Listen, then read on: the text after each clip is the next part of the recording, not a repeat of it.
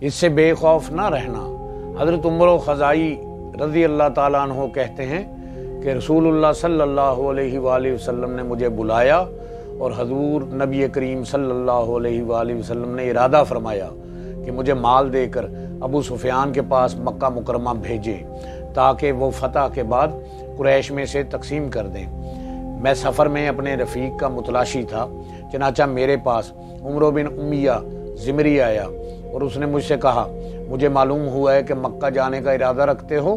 تو میں ہی تمہارا رفیق سفر رہوں گا۔ میں نے رسول اللہ صلی اللہ علیہ وآلہ وسلم سے اس کا ذکر کیا تو آپ صلی اللہ علیہ وآلہ وسلم نے فرمایا،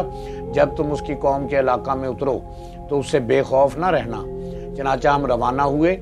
یہاں تک کہ جب ہم منزل ابوا میں آئے تو عمرو بن امیہ زمری نے کہا، مجھے اپنی قوم سے کچھ کام ہے تو تم میرا انتظار کرنا۔ میں نے کہا ضرور جاؤ۔ جب وہ چلا گیا تو مجھے رسول پاک صلی اللہ علیہ وآلہ وسلم کی ہدایت یاد آ گئی اور میں نے اپنے اونٹ کو تیار کیا اور میں اسے تیز دوڑا کر دور لے گیا، یہاں تک کہ جب میں منزل اسافر میں تھا تو اچانک میں نے دیکھا کہ وہ ایک جماعت کے ساتھ میرا تعاقب میں آ رہا ہے اور میں نے اپنا اونٹ خوب دوڑایا اور میں آگے نکل گیا۔ جب اس کی قوم نے دیکھا کہ میں ان کے قابو سے باہر ہو گیا تو وہ واپس پلٹ کر چلے گئے